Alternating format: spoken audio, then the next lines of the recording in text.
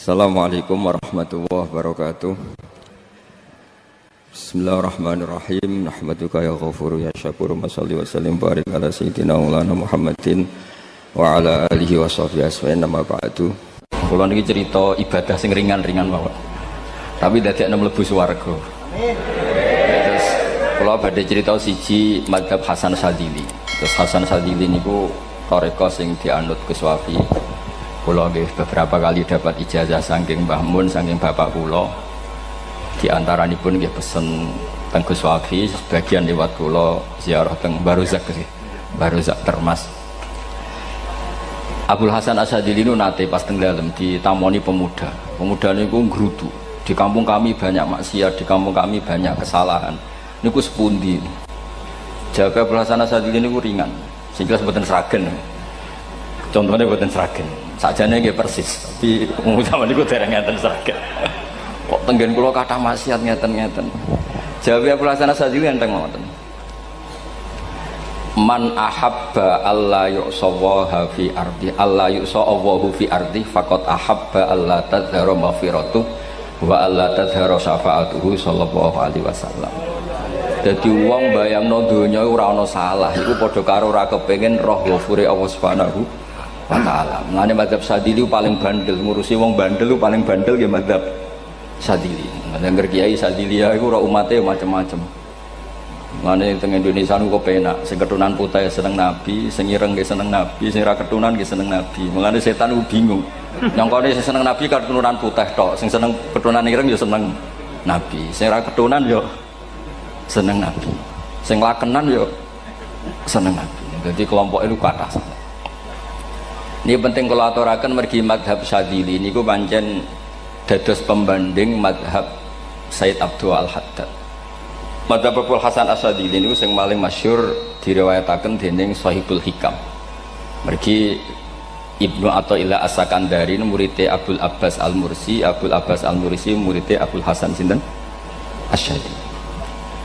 Niku madhab ingkang bener-bener jadi pembanding. Mergi teng bab husnudzon niku beliau itu pakar. Orang itu bisa yarjuwa hawal yaumil akhir. Orang itu bener-bener dibikin nyaman mbek Allah mbek Rasul. Misalnya ngeten, sampean sowan Allah iku kudu arep-arep disangoni. Kena arep disangoni berarti nganggep Allah iku medhit. Mulane tomak niku penting. Tapi mbek pangeran aja mbek wong, tapi mbek pangeran mbek. Dados limangka yarjuwa hawal yaumil akhir. Riyen niku zaman kula alit, niku anggere ana santri lunga iku sanggu sak umbalan. Mergo yakin kiai iku nyangoni. Lho diyakini nyangoni iku keren, berarti diyakini lomo. Lha kok yakin mlebu neraka, berarti nganggep Allah gak Rahman Rahim. Mulane yakin mlebu napa? Swarga. Mau modal urun maulid sak dina ora urun malah entuk. Terus niki rontok-rontok salah tapi semoga-moga itu sepura pangeran. Nggih wau. Nak sampean bener niku sifat ghafuri Allah nganggur, nggih. Kerhane efektif ana sing salah. Mulane wonten cerita wonten tiyang teng multazam donga ya Allah, kula paringi mboten nate salah. Niku jawabe pangeran fa'ina adhu ghufra. Wong ora tau salah sifat ghafur iku nganggur. Niki cerita sing sampean aja niru kula. Niki cerita ilmu. Niku mazhab Abdul Hasan napa? Asy-Syadzili. Benten madhabe Sayyid Abdul Al-Haddad itu jalure khauf. Jadi dosa gede apa cilik? Ora ana gede ora ana cilik. Kowe aja delok sing mbok dosani, aja delok dosane tapi delok sing mbok dosani iku sapa. Misale Gus Wafi ngutus santri teng mriki, "Cung, tukokno rokok." Rokok itu barang makruh misal. Mestinya kan santri oleh bantah, niki kiai ku piye to barang makruh kok kon nuku. Tapi masalahnya kan arah dituruti ya gelo tenan. Jadi ojo delok kongkonane itu penting ra penting, tapi mukhalafah itu sababul fir. Misalnya kados kula niki teng mriki kan wonten botol minuman. Cung pindah rene itu kan barang sepele. Terus sampean takok urgensinya apa ya harus dipindah. Iku santri mangkelno to ora? Ya dipindah wae, pokoke penting nurut. Iku cara pandang Sayyid Abdul Al-Haddad. Ki aja geman bantah pangeran senajan to perintahe sepele. Piye-piye mukhalafah ngono iku jenenge Nah cara Abdul Hasan As-Sadzili nggih boten barang gede mbek cilik kudu ana bedane. Wong ana kabair ana saghair. Mosok WA janda beda mbek goncekno ya kudu beda. Wong WA tok kok padha mbek napa? goncekno yo kudu beda, kudu ana sawair, kudu ana napa? Kabair. Tapi cara Sayyid Abdul Haddad mboten delok sing mbok maksiati ku sapa. Sehingga khazanah kita niki penuh dengan ilmu. Mulane wonten bab ijtihad. Ijtihad niku ruangannya luas sekali. Nggih kula bolak-balik nyontokno. Kula sakniki kan jare wong akeh kiai gedhe. Jare wong akeh kula niku kiai gedhe. Nek diundang manakipan tangga yo bingung. Ora teko sawane iki gedhe sombong diundang wong cilik ora teko. Teko iku mahjubno kiai sing ora tau pahayu. Kuwi bingung. Nyatane kula ora teko nggih do matur nuwun Gus. Athok kula mboten lakon. Nah kula teko kan mesti ordere teng kula mboten. Cara sing entuk pitik gedhe nggih kula, salam templek gedhe nggih kula. Berhubung kula ora teko ngresgani tiyang kathah. Saiki misale ten takok, kiai gedhe diundang musala cilik kesunatan teko apa makruh teko? Cara ijtihad, cara sampean makruh teko napa kesunat? Kula misale diundang ning Sragen ning musala Penceng. Kula niku sunat teko napa haram teko? Haram ya bener nggih haram ya. Setuju haram. Mergo mahjubno ya haram setuju niku. Itu ijtihad. Ijtihad itu ranahnya itu karena nggak bisa ditebak. Ijtihad itu nggak bisa ditebak. Kalau gak ada cerita kata tentang ijtihad, niki betapa umat Rasulullah umat sing bejo, pilihan-pilihan ijtihadnya dibenarkan. Masyhur tenggene cerita Bani Quraidah. Nabi ngendikan, engkau kue jogeman sholat asar kecuali sampai neng kampung Bani Quraidah. Ternyata kurang 2 kilo atau 3 kilo matahari itu mau terbenam. Sebagian sahabat sholat sebelum sampai Bani Quraidah karena takut sampai Bani Quraidah sudah kodok napa asar. Sebagian tetap sholat di Bani Quraidah meskipun sudah kodok asar. Ketika lapor Nabi semuanya dibenarkan. Semenjak itu ada pintu sing darani pintu napa ijtihad. Mulane kula bolak-balik cerita. Wonten kiai nak tangkok, "Cung kowe ngaji wek sapa? Ngaji kalian tiang niki." Kiaimu tau nangis mboten? Lereni ngaji wek kiai ra iso nangis, berarti atine atos. Nak Abdul Hasan Asadi takok, "Cung kowe ngaji wek kiai sapa? Kiai fulan." Tau guyu mboten nate, lereni. Kiai ra iso syukur mbok jeni. Kiai ra iso syukur kok mbok jeni. Karena itu masalah ijtihad. Nggih masalah napa? Ijtihad. Ijtihad itu polanya enggak jelas. Wonten kiai ora gelem mulang wedok nggih kathah, alasane wedi fitnah. Wong pancen iman pas-pasan mawon nembe wong ayu ya bingung. Tapi nak diwalik, nak kiai ora gelem mulang wong wedok terus sing mulang wong fasik, to aliran sesat iku ya repot. Kowe ngrasa paling gak sesat. Ya sudah seperti itu masalah-masalah napa? Ijtihad. Nah, kalau tak cerita saat ini balik cerita tentang Burda. Burda itu nak ngelem Kanjeng Nabi. Niku pancen diilmoni tenan. Kalau niku Burda berjanji tiba, niku setengah hafal. Pancen riyen mbah kula buyut-buyut kula niku pesene ken hafal tiba, hafal berjanji, hafal Burda. Wis mboten ngengken ngapal loh, tapi karena sering baca akhirnya hafal. Kalau beri beberapa contoh, ngelem niku nak mboten diilmoni itu kualitasnya ada bagus. Tapi kalau diilmoni itu kualitasnya bagus. Kalau beri contoh begini. Saya itu kalau pidato atau khutbah atau ngaji, apalah terserah istilah jenengan atau ceramah. Biasanya kalau seneng istilah ngaji, niku mesti ikuti sing gampang mawon. Wa ala alihi wa sahbi ajmain. Ajmain itu kalimatun fariqah bainana wa bainas syiah. Fa innana nukrimu jami'as sahabat. Ajmain itu kalimatun fariqah, kalimat pembeda. Kita ahli sunnah wal jamaah akramu jami'as sahabat. Ada kelompok sing akramu sahabian wa ahanu sahabian akhir. Sehingga ajmain itu harus kita baca. Itu karena itu kalimatun fariqah, kalimat pembeda. Kata-katanya hanya ajmain. Begitu juga berjanji. Berjanji itu nak ngelem Nabi niku wa ba'du fa'aqul wa Muhammad bin Abdullah bin Abdul Muttalib wasmuhu Syaibatul Hamdi Humidat Hisaluhus Saniyah. Karena ketika Rasulullah memaklumatkan jadi Nabi itu problemnya itu nasabnya siapa? Orang-orang yang di Palestina, di Israel, di Yordan, di Syam kalau dulu itu alamatnya Nabi itu harus turunan Ibrahim. Ibrahim sementara orang Syam menurut pengetahuan orang-orang Yahudi Syam. Maka saya berjanji menunjukkan dulu kalau nasabnya Muhammad itu ini terus sampai warafuhu ilal khalili Ibrahim terus ila dhabi Ismailan isbatuhu wa muntama.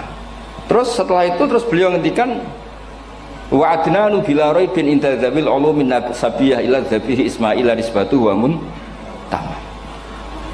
Terus ketika berjanji di Karang itu sudah ada faham-faham yang seakan-akan babahnya Nabi itu ada masalah. Terus beliau ngendikan ini Syaibatul Hamdi, Sayyid Abdul Muthalib itu orang yang ketika buka Ka'bah, buka Zamzam, saurip-uripe muji pangeran. Terus banyak lagi wasumi'a fi sulbihin Nabi sallallahu alaihi wasallam dzakarallaha ta'ala walab. Mbah yang ini bahkan dengar ketika Nabi masih di punggungnya membaca tasbih. Terus sampai fa'azim bihi min ikdin ta'allaqat kawakibud duriyah wa kaifala wa sayyidul akramu sallallahu alaihi wasallam wasitatuhumun tak. Nabi itu orang suci, makanya harus lewat rahim yang suci, harus lewat bapak yang suci, mbah yang suci, sampai ila khalilir rahman Ibrahim alaihis salam. Makanya terus dinagumkan nasabun tahsibul ula bikhulau, terus tarokus sifaha falam yusibhum aruhu min adami wa ila abihi wa ummihi. Karena kabeh sonal ismihi, semuanya itu untuk menjaga asmane Nabi Muhammad sallallahu alaihi wasallam. Kemudian Burda membentuk itu dalam bentuk nazuman. Misalnya beliau ngendikan Rasulullah itu mutiara. Jadi ketika dakwah berpola ya baik, ketika tidak berpola juga baik.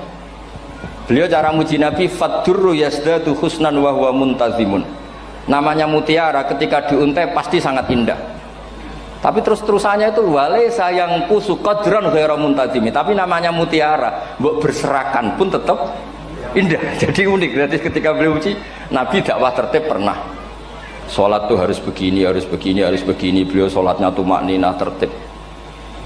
Tapi Nabi pernah sholat gak tertib. Duhur tuh 2 rakaat.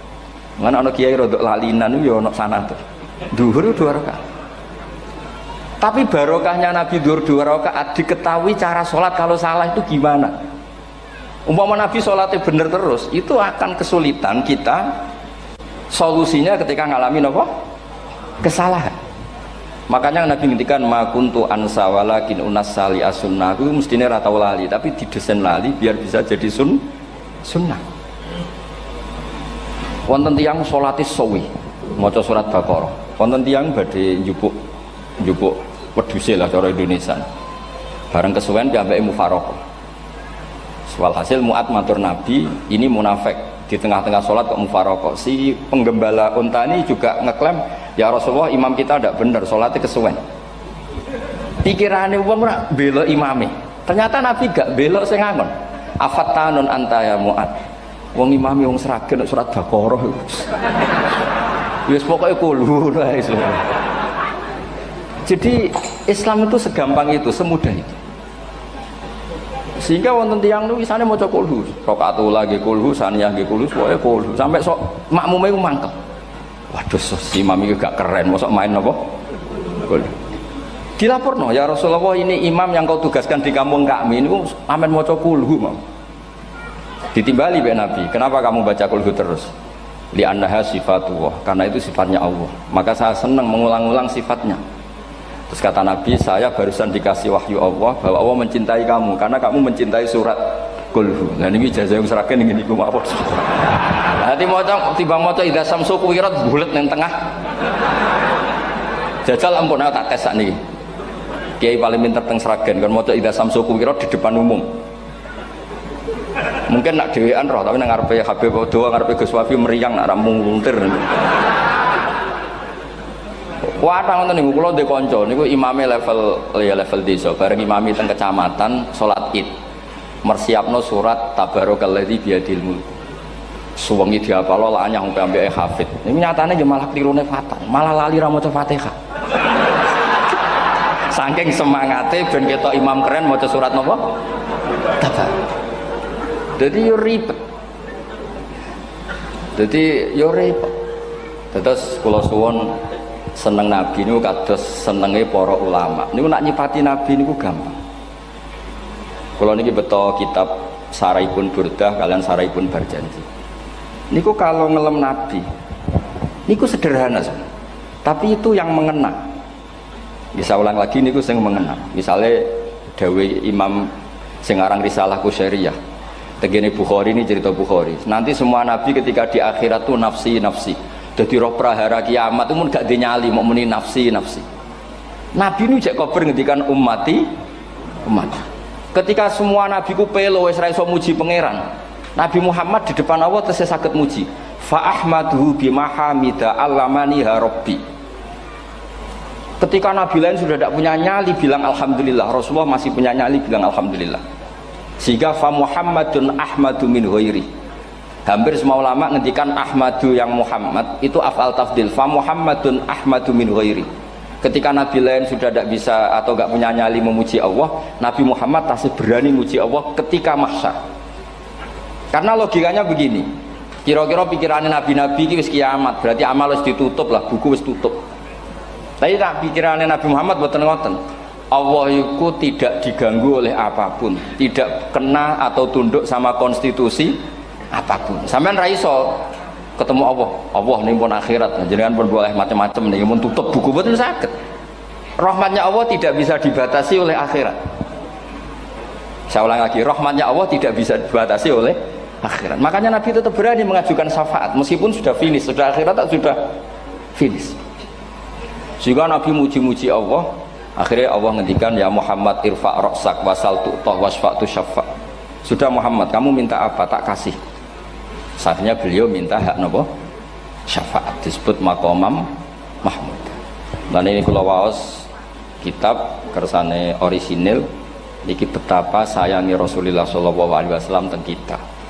Ketika nabi lain tidak punya nyali kecuali mikir dirinya sendiri, jadi aku punya ngendikan nafsi-nafsi, Nabi Muhammad masih gak ada nyali ngendikan apa ummati umat. Itu bukti bahwa nabi itu nggak pernah nggak mikir umatnya. Wala sawfa yu'tika rabbuka apa? Fatar. Ini nabi cek jawab, fa la ardo wa wahidun ummati finnar.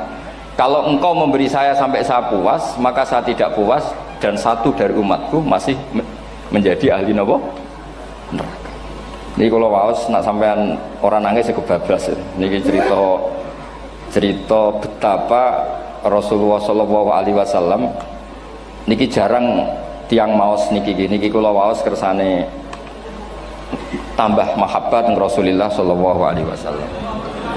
Dados niki kalau cerita ketika Rasulullah ketemu pangeran teng Sidratil Muntaha niku diredaksekno burdah nggih diredaksekno burdah fakhusta kulla fakharin ghaira mustarakin. Engkau mendapat kehormatan yang tidak tersaingi. Fakhusta kulla fakharin ghaira mustarakin. Jadi engkau mendapat kehormatan yang tidak akan tersaingi. Wajusta kulla maqamin ghaira mustahami. Atau wakhusta kulla maqamin ghaira mustahami. Dan engkau mendapat satu derajat yang enggak mungkin tersaingi. Mustaham itu enggak tersaingi lah.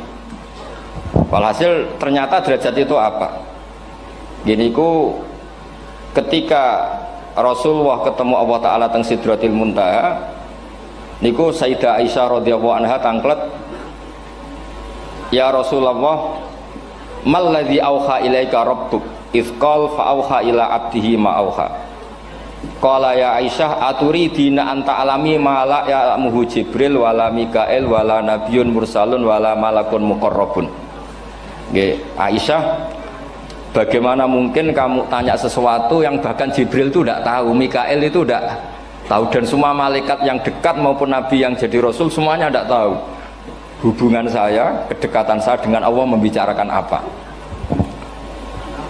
Niku sing dimaksud burdah kaima tafuza biwaslin ayya mustatarin wonten sing maca ayyi mustatarin anil uyuni wasirrin ayya muktatamin. Jadi nabi ketika ketemu Allah di Sidratil Muntaha itu ada misteri yang hanya nabi yang tahu.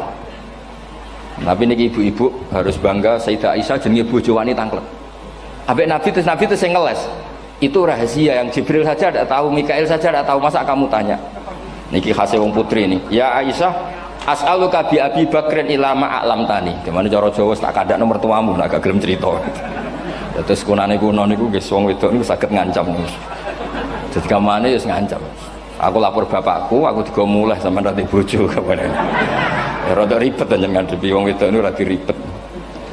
Terus faqala akhirnya Nabi cerita, tapi ya tentu tidak semuanya diceritakan. Inni lama kuntu qaba qausaini qultu Allahumma innaka adzabta al umam ba'duhum bil hijar wa ba'duhum bil masih. Oh ya, ini halaman 63 62 tentang kitab Khasyatul Bajuri alal Burdah. Ya, kitab Hasyatul Bajuri alal Burdah. Ya Allah, Engkau menyiksa umat-umat sebelum umat saya, sebagian bil hijarah wa ba'dum bil mashi wa ba'dum bil khosfi.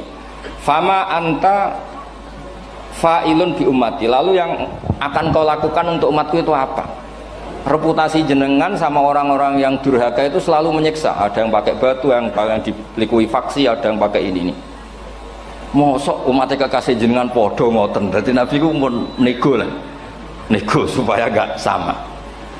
Faqala unzilu alaihimur rahmah min ananis sama wa ubaddilu sayiatihim hasanat.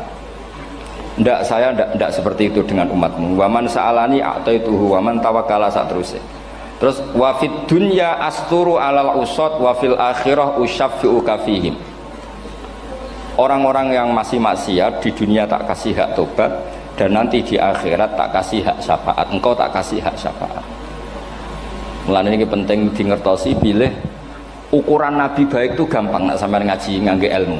Syafaati li ahlil kabair min ummati. Sok syafaatku kanggo ngomong sing salah akeh. Wong Nabi ku ra melok dosa kok mikir nyafaati. Nak rapi-apike wong ra mungkin. Wong sing dosa iku sampean, sing salah sampean, sing mikir solusine Kanjeng. Nah, lho wong kok apikane ngono iku gak mungkin ta wong.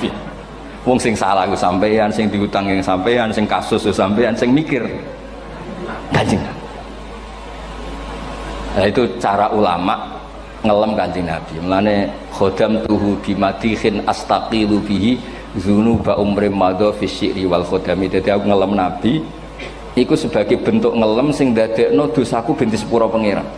Misalnya kita suka Alphard, muji Alphard, suka Innova, muji Innova, suka kebun, muji kebun. Sing ribet tuh nak suka hewan, seneng kucing nggak ngelem kucing. Lu bareng ngelem Kanjeng Nabi kok ora iso.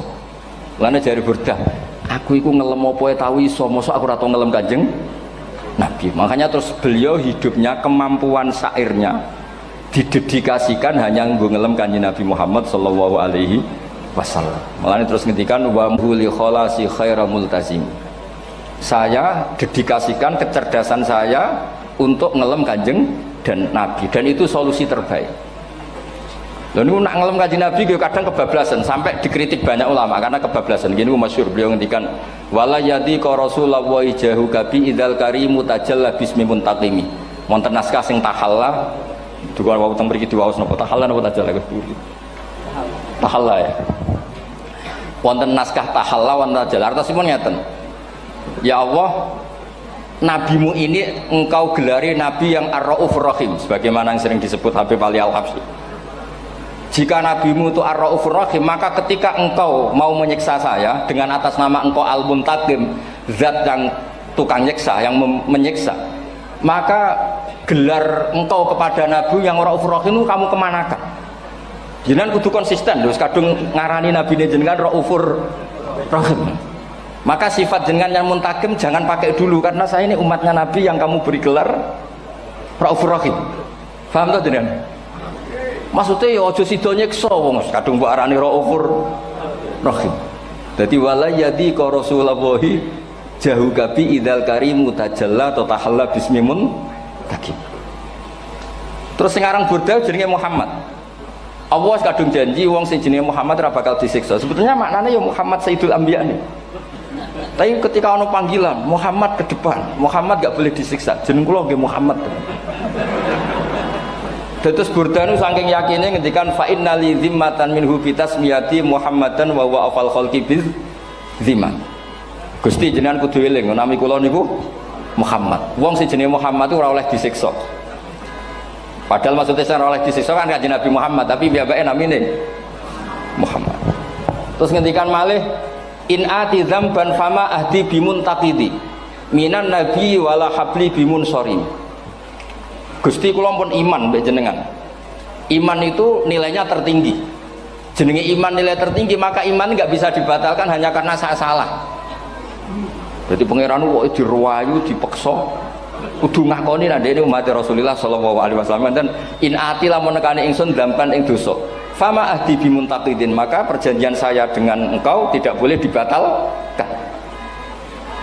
Itu termasuk hebatnya umat Rasulullah sallallahu alaihi wasallam, apapun salahnya niku tetap diakoni umat Rasulullah sallallahu alaihi wasallam. Mergo termasuk kelebihan Nabi itu gak ada hak napa syafaat. Nggih eling-eling termasuk kelebihane Nabi uga ada hak napa syafaat. Meskipun kita tetap khawatir jenenge dosa ge istighfar, tapi aja dadi putus asa mergo napa in anti dzamban fama ahdi bimuntaqidi minan nabiyyi wala habli bimun sharim. Terus niku cerita-cerita madhe ulama teng Rasulullah sallallahu alaihi wasallam. Mereka milih kata-kata sing wong apik eling terus. Nggih eling terus. Wau kados wau fadurru yasdatu husnan wa huwa muntazimu wa laisa yang kusu qadron ghairu mun. Jadi dulu tuh pernah ada faham-faham sing cara zahiri hadis iku abai nabi itu seperti ini cara zahiri hadis. Tapi ahli sunnah wal jamaah terus di pendapat bapake nabi babe nabi iku min ahlil jannah. Mergo apa? Wa kaifala wa sayyidul akramu sallallahu alaihi wasallam wasitatul muntaqo. Nabi itu orang suci, pasti lewat rahim-rahim yang suci. Minal aslabi thahira ilal arhamiz zakiyatil fakhira. Itu logika yang dibangun. Sehingga terus mantep baru kayak wau mau sedibak mau berjanji kiyakan wong Islam an-nabi min abihi wa ila jaddi wa ila jaddi jaddi sampai Adam niku kabeh tarokus sifaha falam yusibhum aruhu min adami wa ila abihi wa ummi. Begitu juga masalah iman. Soal misalnya ada pertanyaan ilmiah, lalu Ibrahim gimana? Karena nanya Azar itu kafir. Zaman ada Nur Rasulullah Shallallahu Alaihi Wasallam, Azar belum kafir. Setelah intikal ke Ibrahim, baru Azar kafir. Atau ada yang menjawab istilah abun di situ itu majaz. Sebetulnya Azar bukan bapak kandung, tapi apa? Paman. Selalu ada jawaban ilmiah dari ulama-ulama ahli sunnah wal jamaah. Tapi kalau pesen teng jenengan, sementing niku mau sedibak berjanji nopo burdan itu ada 1-2 bait yang jenengan tahu maknanya, sehingga nanti kualitas mahabbah kita, kualitas kecintaan kita pada Rasulullah Shallallahu Alaihi Wasallam niku tambah. Misalnya ngeten, kula kan nekuni tafsir ya. Ada ayat rubama yawaddul ladzina kafaru law kanu muslimin. Niku hampir semua fasir konsensus sepakat jengben nak wong Islam mlebu neraka. Niku sampean kudu donga, nak mlebu neraka muga-muga jejer wong kafir sing kecangkeman. Niku dinyek. Jarene iman nekani mau oleh jutene neraka padha wae aku. Apa meneh misale sampean hafal Quran jejer wong sing ora hafal, jare kapit kok ora mlebu napa? Neraka. Kudu ana sing ngenyek. Mergo Allah nu tersinggung sakwise ana wong sing napa? Ngenyek. Akhirnya Allah tersinggung. Niku sing diceritakno tiba. Wa izzati wa jalali la ja'altu man akhlasa li bisyahadati kaman kadzdzababi adkhiluhumul jannata bi rahmati. Ora iso wong dekne tauhid apapun salahe wong dekne ndek tauhid ora ngarah dadi ahli neraka selawase kaya wong kafir. La ja'altu ora bakal gawe sapa ingsun man akhlasa li bisyahadah orang yang tauhidnya benar kaman kadzdzababi sebagaimana orang yang tidak bertauhid sama saya adkhiluhumul jannata bi rahmati. Padahal Allah dilapuri malaikat, malaikatnya kira diprovokatif. Malaikatnya lapure wajadnahum asrafu ala anfusihim wa wajadna amalahum minadz-dzunubi ka amsalil jibal. Jare pangeran wis timbang seputi Gusti, wanane salah tok. Reputasine salah tok. Ghairu annahum yasyaduna alla ilaha illallah wa anna muhammadar. Niku jawabe pangeran wa izzati wa jalali la ja'altu man akhlasoli kaman kadzdzababi adkhiluhumul jannata bi rahmati. Nah, lafat-lafat seperti ini kita akan punya harapan ketika ndelok umat sing carane iman tesih blepotan, carane salat cek blepotan, carane zakat cek blepotan. Kita selalu punya harapan barokahnya iman, barokahnya mahabbah ning Rasulullah sallallahu alaihi wasallam, mereka tambah hari tambah baik. Jangan beragama yang tidak punya harapan, karena agama ini bagi yang punya harapan. Dimangka yarjuwa wal yaumal akhir, bukan yang tidak punya harapan. Kanjeng Nabi sekaruan Nabi orang terbaik dilarani wong Taif, disiksa wong Mekah. Niku malaikat usul kula siksane ya Rasulullah karena mereka menghina kekasih Allah. Mereka ada iman. Nabi masih punya harapan. Mungkin mereka ada iman. Tapi asallah ayyukhrija bal arju ayyukhrijawah min aslabihim may ya'budu wa la yusyriku bihi syai'an. Anak bapak orang iman, aku cek di harapan anak putune iman. Dan sedekah Rasulullah sallallahu alaihi wasallam. Saniki kata bapak era poso, anaknya melok TPQ, bareng poso juk gendong, akhirnya bapak izin melok poso. Bapaknya maca Quran ra tau, bapaknya nekani wisuda anaknya hafid. Mana bapaknya ora kena dibentuk, ya arep-arep napa? Anaknya. Nah anaknya ora kena dibentuk ya arep-arep putune nganti Imam Mahdi turun nang ngoten mawon. Pokoke agama niki limangka nayarjuwa wal yaumal akhir. Terus kula suwun sak napa madzhab Abdul Hasan Asyadzali. Nggih pancen madzhab niku kathah, tapi kula suwun agama teng zaman akhir dawuh Mbah Mun kudu kathah rojae. Nggih mergi walladzina amanu asyaddu hubbal lillah. Dawuh Imam Ghazali ar-roja yuqaddam alal khauf. Mergo roja dadekno mahabbah. Orang yang punya harapan itu lebih mudah mahabbah. Dan hubungan kita dengan Allah itu hubungan mahabbah. Ini ku walladzina amanu asyaddu hubbal lillah. Saman roh anake nawakal kok hubungane putus asa mesti maksudno. Tapi nek hubungane iso wae saiki nakal so ben gak. Iso wae saiki goblok so ben gak. Senajan to so ben ra terbukti lah, penting hidup itu ada harapan. Guys, penting hidup itu napa? Ada harapan. Kata ulama ngendikan afdhalul ibadah intidharul farad. Apa-apa ibadah selalu punya napa? Harapan. Terus Indonesia yang seperti ini kita berharap akan lebih baik, akan lebih baik. Wong cilik kula niku sing jilbaban mau keluarga ketok. Saniki kathah tiyang napa? Jilbaban. Cilik kula tiyang salat di masjid nggih mboten serame sekarang. Sampeyan ra iso grutu, tapi salat tok tapi atine ngene-ngene. Wah ya ribet nak ngoten sampeyan nyoal ideal nggih ribet. Pira-pira gelem napa? Pira-pira purun napa? Salat purun teng masjid. Sampeyan ndak usah memaksa ideal, wong kita ndak pernah napa? Ideal. Terus kula suwun cerita-cerita teng tiba teng berjanji bahwa Nabi sahibus syafa'ah. Nabi nu tiyang sing peduline napa ummati. Jadi ketika Nabi lain mboten gadah nyali ngadepi hisab, ngene iku do muni nafsi, Nabi tesih gadah nyali mikir umate ngendikan mati. Carane apa? Muji pangeran bimahamida allamani ha rabbi. Lane dawuh iki teng ulama-ulama dawuh fa Muhammadun ahmadu min ghairi. Makanya summiya Muhammadan mergo li annahu satu wasammihi idza wada'atihi Muhammadan li annahu satu madun apa?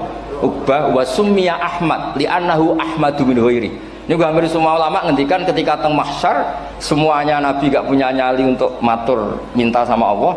Mergo wis kiamat berarti wis Nabi tesih gak ada pikiran Allah itu tidak terhalangi oleh kiamat, Allah tidak terhalangi oleh akhirat, Allah tidak bisa dihalangi apapun, sehingga Nabi tetap wani jaluk pangeran.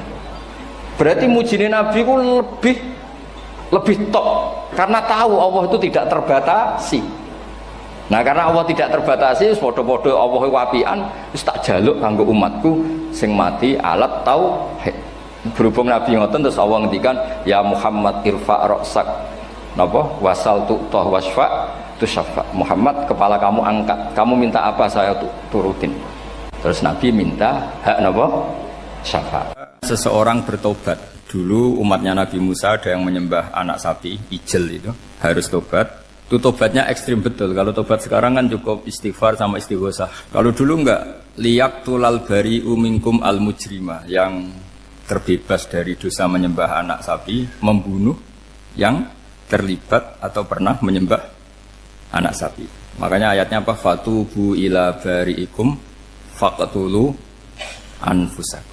Ya, jadi orang-orang yang pernah menyembah anak sapi itu tobatnya apa? Faqtulu anfusakum. Sebab itu semua ulama berkewajiban menerangkan nasa mansuh. Sampai Sayyidina Ali suatu saat ada mubalek atau ustadz itu ngajar di masjid, ditanya, kamu tahu nasa mansuh enggak? Enggak tahu. Terus kata Sayyidina Ali, berhenti jadi mubalek, lisensinya dicopot. Dicopot, kemudian halakta wa ahlakta, kamu rusak juga merusak. Kenapa demikian? Logikanya begini, semua nabi itu kan panutan. Saya ulang lagi ya, semua nabi itu panutan. Tapi kalau kamu tidak tahu nasaman, so jangan-jangan kamu ikut nabi sebelum kamu, yang nasahnya itu syariatnya sudah apa? Mansukhoh, sudah di nasah. Itu kayak kasus Sunda Wiwitan itu. Itu gak mau punya Nabi Muhammad karena kurang keren, kurang sepuh. Nabinya langsung Nabi Adam. Resikonya adalah beberapa aliran sesat itu, aliran yang kurang benar itu, zaman Nabi Adam kawinan otomatis sama saudaranya. Lalu masa sekarang kita membolehkan kawin sama apa? Kalau sama Nabi Adam mau tidak mau. Karena yang cowoknya ya bin Adam, putrinya binti Adam. Lalu Allah bikin satu sunnah yang suami istri itu harus beda, yaitu satu kandungan itu melahirkan satu pasang. Dan mulai dulu memang pasangannya orang jelek itu orang cantik. Makanya agak sial itu yang perempuan-perempuan itu. Memang mulai dulu gitu kalau cantik itu kesunatannya dapat jelek. Gitu. Nanti sama-sama masuk surga karena yang cowoknya ibadahnya syukur, yang ceweknya sabar. Gitu. Itu nanti sama-sama. Nah kebetulan si Qabil itu ganteng sekali Qabil. Berpasangan dengan Labuda itu jelek gembrot, pokoknya tidak cantik. Enggak lah, kebalik. Qabil itu berpasangan sama Iklimah. Jadi Qabil ganteng, punya adik kandung namanya Iklimah itu cantik sekali. Yang Habil itu rapati apa? Berarti yang Habil apa? Ya rapati ganteng, berbarengan dengan Labuda juga rapati cantik. Nah karena tadi ya berarti Qabil bareng siapa? Iklimah, Habil, Labuda. Maka untuk kawin ini nggak boleh satu kandungan. Jadi dulu karena nggak ada perbedaan ibu bapak, mau tidak mau beda. Yang penting beda. Yaitu akhirnya apa? Qabil dapat Labuda, yang Habil dapat Iklimah karena beda kandungan. Itu sudah cukup. Nah, akhirnya kan nggak terima si Qabil. Masa orang ganteng dapat orang jelek. Jadi mulai dulu itu maunya orang ganteng ya dapat orang cantik, nggak terima. Tapi Allah ngatur seperti itu. Akhirnya terjadi percekcokan. Nah, dulu itu semuanya itu religius, sehingga ukuran percekcokannya masih religi, yaitu ya gini saja, kita ngadakan korban, yang diterima itu ya menang. Ya ternyata dalam kompetisi itu yang menang siapa? Habil. Akhirnya Habil jadi menikahi siapa? Iklimah. Kalau sekarang kompetisinya kan siapa paling kaya ya menang, lebih gampang. Nah kemudian bayangkan misalnya, ya saya ini menerangkan asa mansuh. Kita semua sering ngomong, sering berkoar-koar, sering menyarankan atau mewajibkan para nabi itu panutan dalam semua perilakunya. Ternyata ada beberapa perilaku yang sudah dinasah atau dihapus ketentuannya oleh syariatnya Rasulullah Shallallahu Alaihi Wasallam. Maka mengenali nasah mansuh itu keharusan dalam ulumul Quran. Ya, makanya Allah mengatakan apa? Manansah min ayatin aw nunsiha pasti na'ti bi khairim minha aw misli. Jadi saya nerangkan nasah mansuh itu dua sesi. Satu sesi antar nabi, dua di internal syariatnya apa? Nah, sekali saja hari ini tok, sudah setelah itu anggap pinter sudah. Kalau sudah jangan tanya lagi. Nah, ada beberapa lagi syariat yang masalah metode. Dulu Nabi Nuh itu dibolehkan oleh Allah saking mangkelnya sama orang kafir. Saya ulang lagi, orang kafir itu kan biadab sekali, nempat buminya Allah, makan rezekinya Allah, kemudian mengkafirkan Allah. Pikirannya Nabi Nuh, orang biadab gini nggak layak hidup, itu pikirannya Nabi Nuh. Kalau dia pakai militer, tidak punya militer, ya pakai langit akhirnya. Pakai kekuatan langit, beliau berdoa, Rabbi la tazar alal ardi minal kafirina dayyar. Innaka intazarhum yudillu ibadaka wa la yalidu illa fajirong kafar. Ya Allah, mereka ini orang-orang kafir, padahal pakai bumi engkau, pakai rezeki engkau, matikan semua saja. Jangan sisakan satupun. Karena kalau masih sisa, nanti anak turunnya ya gitu. Gennya gendo ya pasti melahirkan gendo. Gen wala yalidu illa fajirong kafar. Kalau kamu sisakan pasti melahirkan generasi gendo lagi, kafir lagi. Dituruti sama Allah. Kecuali orang 80 yang ikut Nabi Nuh. Nah, orang 80 yang ikut Nabi Nuh ini selamat karena iman. Maka generasi yang sekarang ini termasuk saya semua ini semuanya turunan orang iman. Maka kita ini punya dua status. Satu, Allah kadang manggil kita ya Bani Adam karena faktanya kita turunan Nabi apa? Adam. Panggilan kedua adalah zurriyataman hamalna ma'nu. Orang-orang sekarang itu pasti turunan orang yang ikut perahunya Nabi Nuh. Jadi nasab kita ini sudah steril. Sudah tidak ada nasab lewat kafir karena yang kafir sudah habis. Semua orang sekarang itu turunan Nabi Nuh, yaitu disebut apa? Zurriyataman hamalna ma'nu.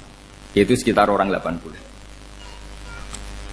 Nah, oleh Allah Subhanahu wa taala syariat seperti ini pernah dituruti, yaitu akhirnya mereka mati semua kecuali orang 80 yang mukmin. Tapi uniknya Allah apa? Era Rasulullah Shallallahu Alaihi Wasallam, Nabi kita Nabi Muhammad itu diutus rahmatan lil alamin. Ketika Nabi didustakan, diusir, disakiti, malaikat gunung, beberapa malaikat sing ahli adab spesial eksekutor lah kira-kira gitu. Muhammad Kamu bilang saja ke saya, kalau kamu ingin orang-orang Mekah Abu Jahal CS, saya hancurkan. Tapi apa kata Nabi? Saya berharap kalau mereka belum iman, anak cucunya iman. Karena bagaimanapun sperma ya atau calon bayi atau calon keturunan itu kan ada fi aslabir rijal atau fi zuhurir rijal. Jadi kalau dalam ilmu agama itu gen manusia itu disimpan di zuhurir rijal di punggung lelaki. Nanti dipindah ke arhamin nisa. Logikanya gini. Ini dengerin ya. Logikanya gini, misalnya Abu Jahal. Abu Jahal itu di situ ada orang namanya Ikrimah. Itu anaknya Abu Jahal. Itu orang mukmin. Akhirnya ya jadi orang alim. Abu Lahab itu di rahimnya di punggungnya ada perempuan namanya Darroh. Akhirnya juga orang mukminah. Saya berikan contoh. Khalid bin Walid itu anaknya Walid. Walid itu musuh besarnya Rasulullah. Tapi di punggungnya ada orang bernama Khalid. Ini dengerin. Nah di punggung ini kira-kira Allah sudah tahu apa belum? Jawabannya sudah tahu. Artinya kalau ini mati atau kamu bunuh, kamu sebenarnya nggak bunuh orang kafir saja, bunuh calon orang mukmin yang sekarang masih bersemayam di punggungnya orang-orang kafir. Jadi bisa saja orang yang sedang kafir itu ada sekian calon generasi yang suatu saat mukmin. Itu syariat yang diajarkan ke Rasulullah SAW. Karena kasofnya Nabi, kasof itu satu kondisi di mana seorang Nabi itu dipertontonkan sesuatu yang nggak kelihatan. Itu dalam bahasa Arab kasof atau mukasyafa. Nabi dipertontonkan ternyata banyak orang kafir yang di punggungnya itu ada calon generasi mukmin atau muslim. Akhirnya Nabi nggak berani. Jangan bunuh. Mungkin bapaknya ada iman tapi anaknya iman. Betul, Abu Jahal punya anak Ikrimah, Abu Lahab punya anak Darroh, Walid punya anak siapa? Khalid. Itu mirip seperti kita, bapak era sholat, anak ETPK sholat, akhirnya bapak katut sholat. Banyak enggak di Indonesia, bapaknya tidak bisa baca Quran, anaknya hafid. Nah itu kalau bapaknya kamu habis, tidak ada yang meselin. Makanya biarkan hidup saja. Nah, artinya gini, andaikan tidak ada ulama yang menerangkan nasa mansuh, dikira syariat Nabi Nuh itu abadan mu'abbadat, selamanya lama. Jika main teror sama orang kafir sah berdasar Nabi Nuh, padahal kita sudah ganti Nabi, yaitu syariatnya Rasulullah SAW. Masyhur itu ketika Nabi ngendikan, saya tidak minta mereka dihukum, tapi ya Allah saya minta Allah mahdi qaumi fa innahum layak lamun. Mereka kafir itu karena tidak tahu. Sehingga ada periode. Loh kalau perang itu beda, perang itu konteksnya duel, itu tidak harus sama Abu Jahal, Abu Lahab. Ada penjahat mau bunuh kamu wajib perang enggak? Wajib. Penjahatnya meskipun muslim apa harus kafir? Meskipun muslim. Maka kata ulama fikih sebetulnya perang duel itu bukan syariat muslim sama kafir tok. Masih muslim sama muslim, misalnya ada orang mau merkosa istri kamu, terus dia pamit gini, saya muslim loh, beri hak loh. Enggak bisa. Saya penjahat loh, muslim, jadi kamu enggak boleh merangin saya, ngelawan saya kan muslim. Enggak bisa, tetap harus dilawan.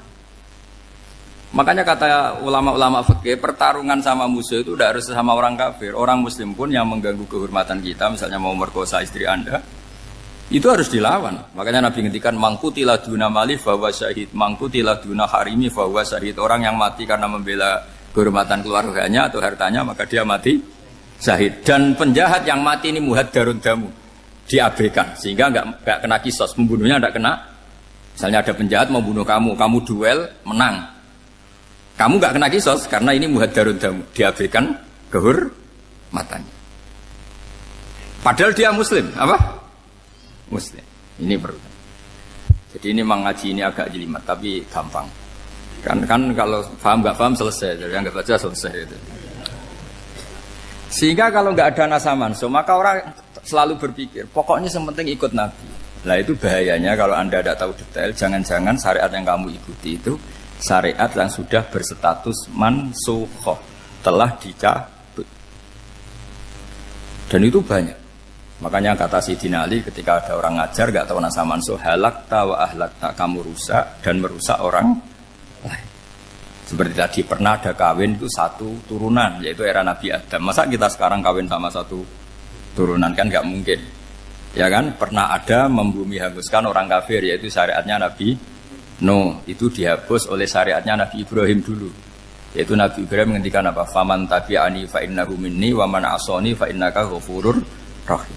Ya, kalau orang ikut saya ya Allah ya pasti golongan saya. Kalau yang masih maksiat, masih balelo, saya berharap engkau ampuni.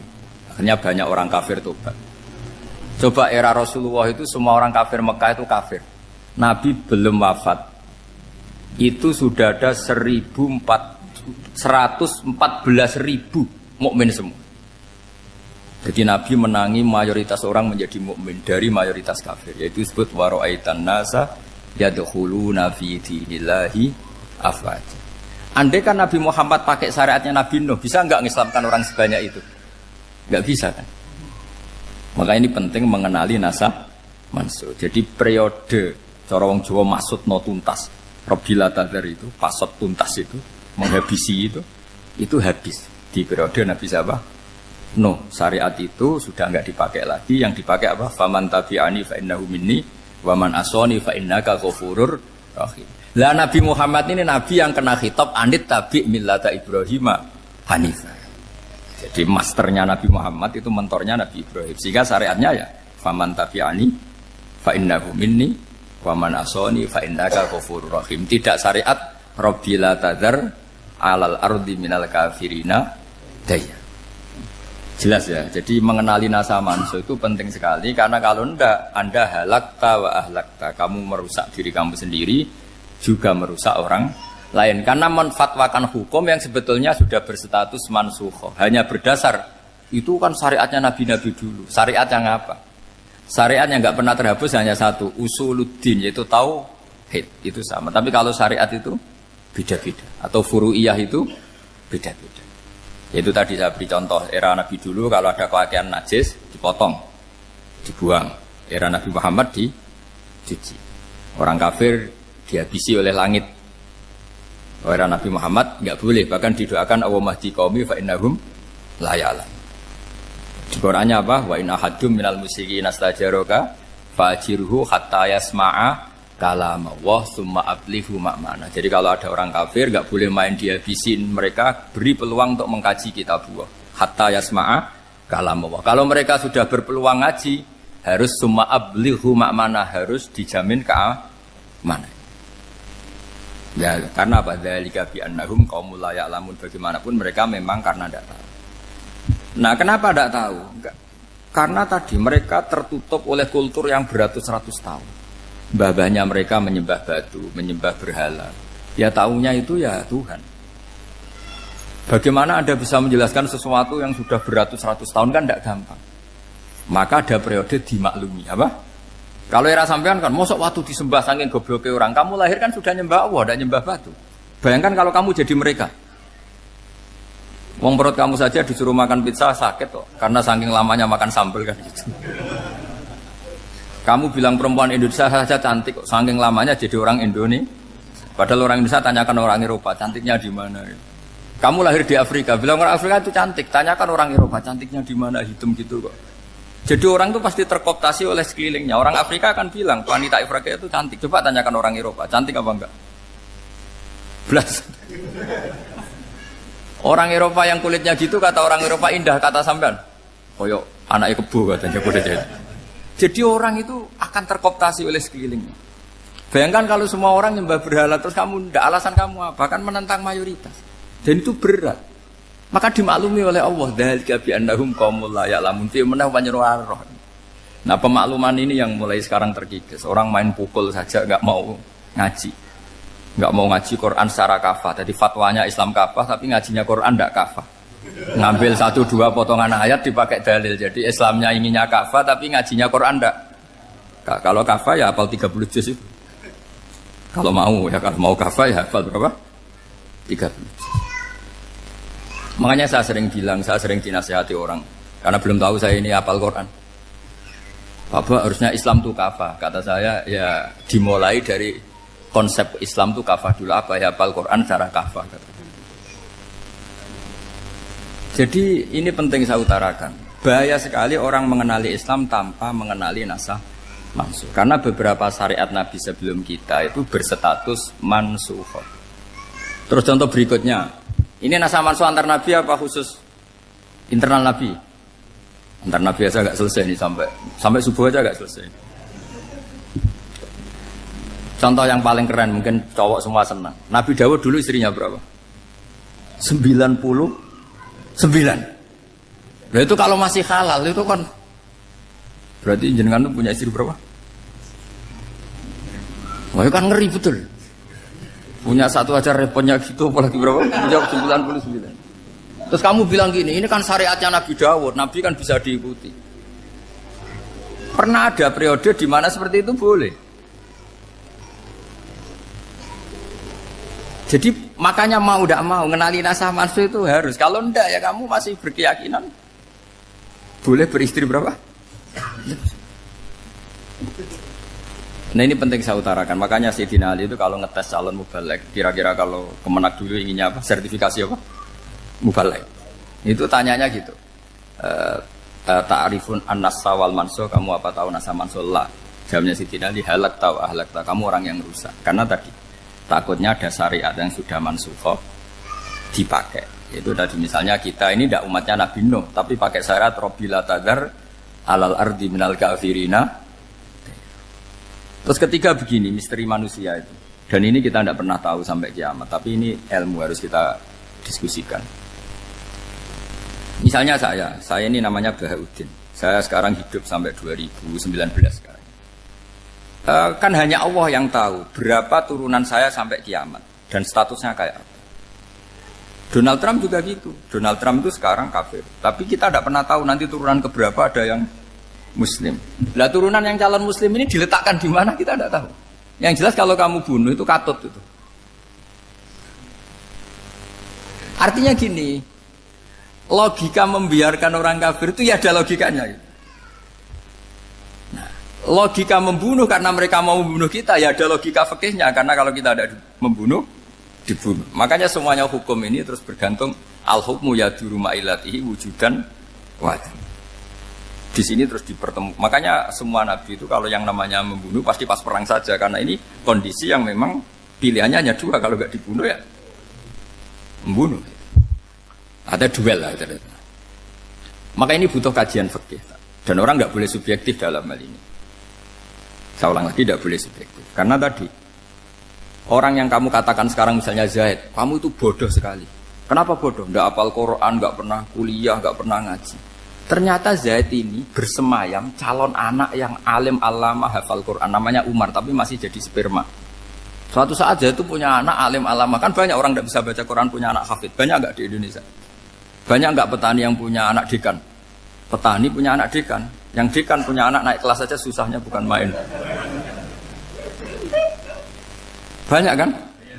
Nah ketika dibalik nanti ada dekan punya anak goblok, yang petani punya anak dekan, pinter mana? Kita tidak pernah tahu. Makanya ini kan ya sudah, kalau nggak pernah tahu ya bilang saja wallahu alam, kan selesai. Daripada keminter keliru kan ada wallahu alam. Makanya cerita favorit guru saya, Kiai Haji Maimun Zubair itu punya apa namanya Kiai Zubair. Itu cerita favoritnya itu ada santri namanya Soleh. Soleh itu alim alama. Orang Madura itu cara berpikir kan kalau kiai saja alim seperti itu, apalagi bapaknya. Pas bapaknya main ke pondok, santrinya ada ribuan. Bapaknya main ke pondok itu, sholat itu ya gak bener, gak sesuai sunnah Rasul lah kira-kira gitu. Sudah sholat itu gak bener, apa-apa gak bener. Masih ditakwil sama santri Madura, karena orang Madura itu kultus. Mungkin khilaf itu satu khusus, pokoknya perlakuan khusus. Suatu saat saking bodohnya orang itu, kenceng tuh pinggir musola. Wah ini nggak bisa ditakwil lagi, akhirnya nggak bisa ditakwil tuh nggak. Wah ini sudah nggak bener ini, nggak bener. Singkat cerita santri tadi nggak kuat matur ke kiainya, Pak Yai, jenengan sealim itu kok bapaknya segoblok itu. Kenapa? Ya, dia kenceng pinggir musola. Oh bapak saya tuh pinter sekali. Kok bisa? Karena beliau yang memutuskan saya mondok sampai saya jadi alim alama seperti ini. Yang bodoh itu mbah saya. Yang bodoh itu mbah saya kan. Artinya gini, sekarang misalnya Anda dekan atau Anda rektor atau Anda profesor atau Anda kiai top mubalek kondang. Anda mau balik kondang terus punya anak, gobloknya bukan main. Atau apalagi anaknya ketangkep KPK. Yang satu anaknya orang bodoh jadi dekan. Kalau kompetisi ini pinter mana coba? Ada ahli metodologi tapi anaknya itu terlibat narkoba. Yang ini petani utun, anaknya dekan. Kira-kira kalau dikompetisikan pinter mana? Anaknya pinter petani tadi gitu. Yang ketika petani kamu vonis bodoh gitu. Tapi siapa tahu kalau ini menyimpan calon. Paham ya? Kita tidak pernah tahu. Makanya Quran selalu ngajari dalam ilmu sosial itu wa in adri la'allahu fitnatul lakum wa mata'un ila. Dalam ilmu sosial itu kita harus jawab tidak tahu. Karena mudah. Makanya saya tadi pagi ngaji di direktorat saya bilang, saya pernah diprotes orang, Gus kamu udah jelas 01 atau 02. Ya saya jawab gitu. Manusia itu makhluk yang paling gak jelas gitu. Sekarang soleh suatu saat bisa saja gak soleh. Yang sedang gak soleh suatu saat soleh. Sesuatu yang mungkin rubah kok kamu fanatik itu gimana? Nalarnya itu gimana? Coba kita tahu dulu Wahsy itu pembunuh Hamzah, akhirnya mati mukmin ya enggak? Padahal orang yang sangat dibenci Rasulullah karena membunuh Sayyid siapa? Hamzah. Sa'labah yang tukang itikaf di masjid akhirnya su'ul khatimah. Kita tidak pernah. Nah kalau nggak pernah tahu ya tidak usah terlalu fanatik biasa saja. Kayak jenengan seneng saya itu ya saya tidak tahu sampai kapan ya. Saya seneng sampai kapan ya tidak tahu. Kayak suami istri itu. Pas nikah harmonis bulan madu sampai kapan berarti. Yang jelas paling awet itu pasangan jelek itu pasti nggak awet. Makanya jadi guyonan. Pasangan itu jangan baik-baik gak awet. Kalau jelek itu awet. Ternyata maksudnya cantik sama ganteng. Itu suatu saat pasti jadi jelek. Yang jelek sama jelek pasti jelek terus. Makanya jadi guyonan. Kalau pasangan jelek itu awet katanya. Tapi kalau pasangan baik, ternyata baik wajahnya itu pasti gak awet. Suatu saat pasti jelek. Tapi yang jelek awet. Karena mulai dulu ya jelek sampai itu. Awet jeleknya maksudnya bukan. Ya jelas ya. Jadi saya mohon sekali ini ilmu. Sampai ndak urusan ini bukan urusan cocok ndak cocok tapi ilmu. Ilmu harus kita dengar bahwa syariatnya para nabi itu yang sifatnya furu'iyah, tidak usuliyah, tidak tauhid itu potensi rubah. Sehingga mengkaji nasah mansuh itu satu keharusan seorang ulama. Makanya setiap ada syariat nabi hal hadis syariah mu'abbadah amla, mansukhoh amla. Karena potensi itu tinggi. Kita tahu dulu semua nabi sholat menghadap apa? Baitul Maqdis. Era Rasulullah dipindah ke Ka'bah. Tapi kalau kamu katakan total Baitul Maqdis ya tidak juga. Nabi Ibrahim mulai dulu madhabnya ke Ka'bah. Tapi kalau Nabi Musa ke Baitul Maqdis. Terus kamu bilang ini 01, 02 ya memang syariat jadi sesuatu yang furu'iyah. Nah, kenapa ini furu'iyah? Jawabannya sederhana. Ketika seseorang menghadap Ka'bah itu menghadap batu apa menghadap Allah? Allah. Ketika menghadap Baitul Maqdis hakikatnya menghadap Allah apa menghadap Baitul Maqdis? Allah. Maka menghadap Ka'bah itu sebenarnya masalah furu'iyah. Yang masalah usuliyah adalah inni wajjahtu wajhiya lilladzi fataras samawati wal ardh. Yang permanen adalah menghadap Allah Subhanahu wa taala. Cuma secara prosedur syariatnya secara zahir menghadap Ka'bah. Maka potensi rubah karena ternyata itu furu'iyah. Untuk kiblatnya itu furu'iyah. Yang permanen adalah menghadap ke Allah Subhanahu wa taala.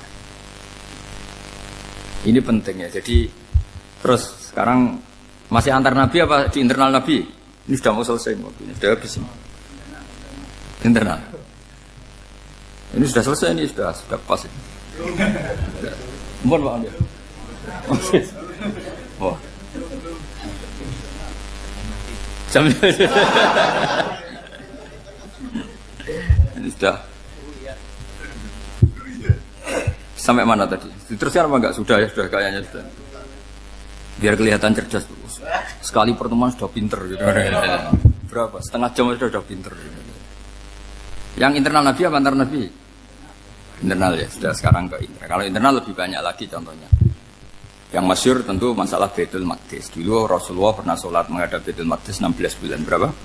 16 bulan, kila 17. Pokoknya khilafnya hanya 16 dan 17. Kalau ada bilang 10 bulan berarti gak pernah ngaji khilafnya.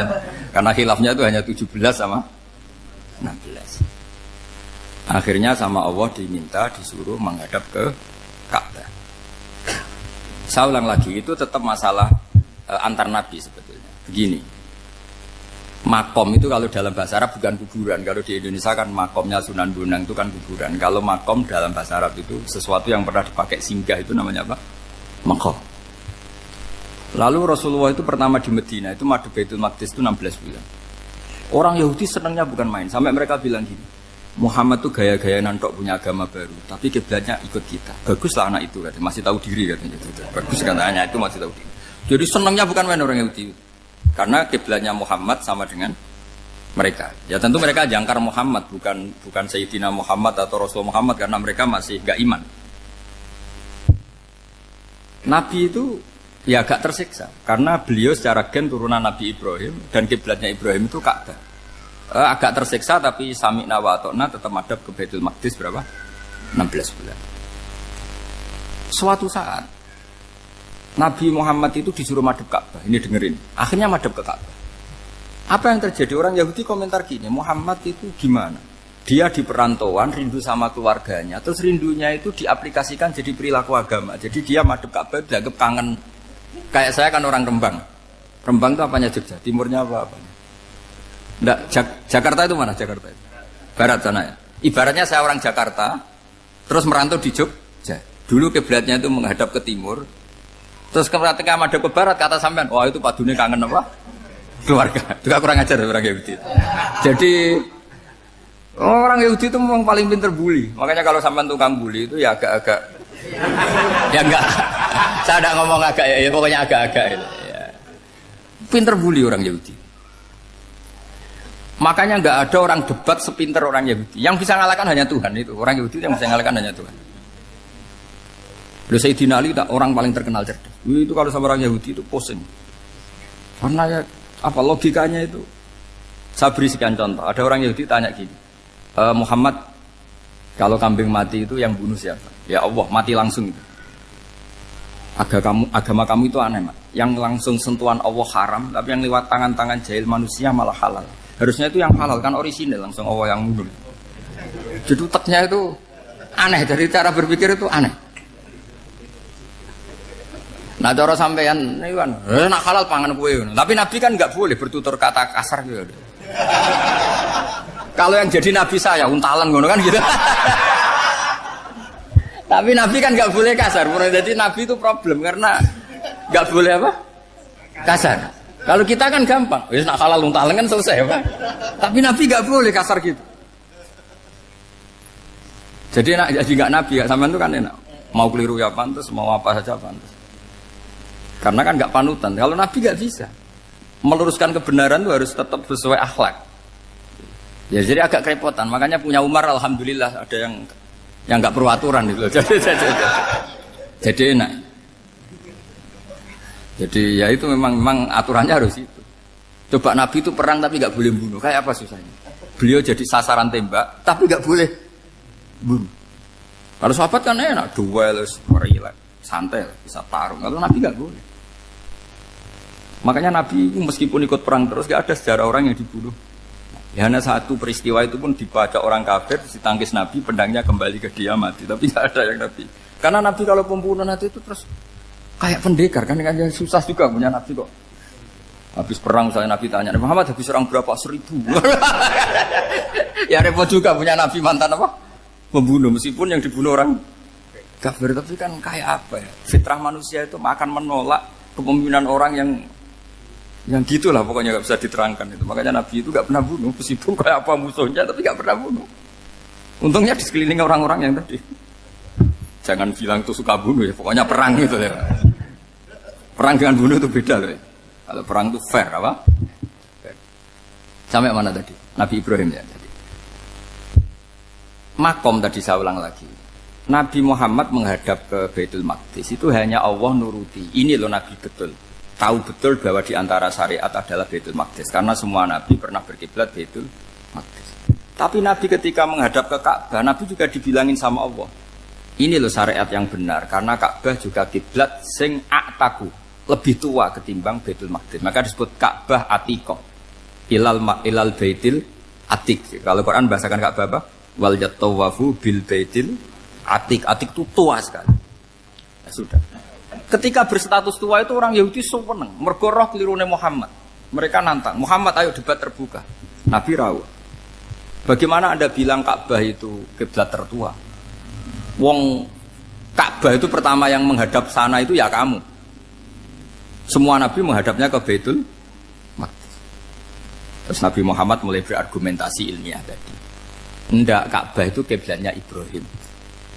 Jadi Ibrahim dulu itu yang mulai dulu kiblatnya itu di Ka'bah.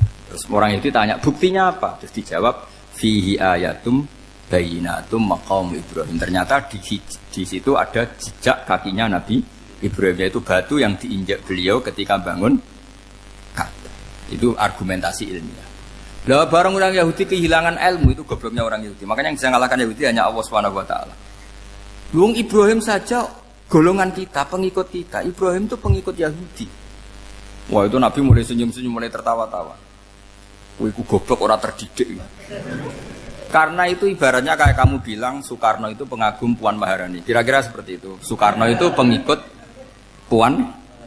Karena Yahuda itu Yahuda bin Yakub bin Ishak bin Ibrahim. Saya ulang lagi ya, nasabnya Yahudi ya Pak. Yahuda bin Yakub bin Ishak bin Ibrahim. Jadi Ibrahim itu mbah keempat dari Yahuda. Tapi karena mereka kalah debat, Ibrahim itu pengikut Yahudi. Itu sama dengan bilang apa? Soekarno itu pengikut Puan Maharani. Itu kan jadi aneh. Atau Gus Dur pengikut Mbak Yeni. Atau Basim Asari pengikut Mbak Yeni. Itu kan aneh.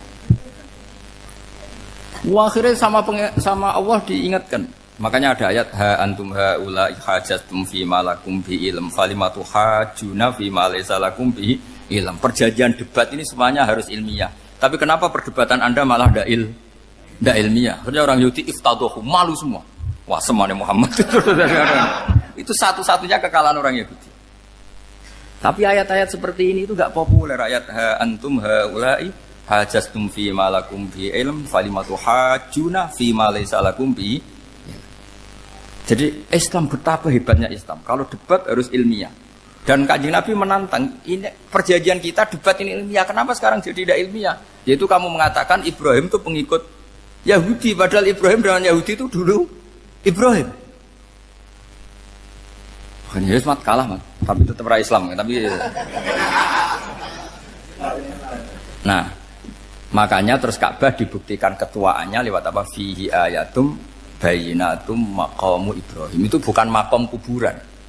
Karena makamnya Nabi Ibrahim tetap Hebron, temudi Palestina. Kira-kira itu Palestina. Jare Israel yo ning Israel, mbah menang di.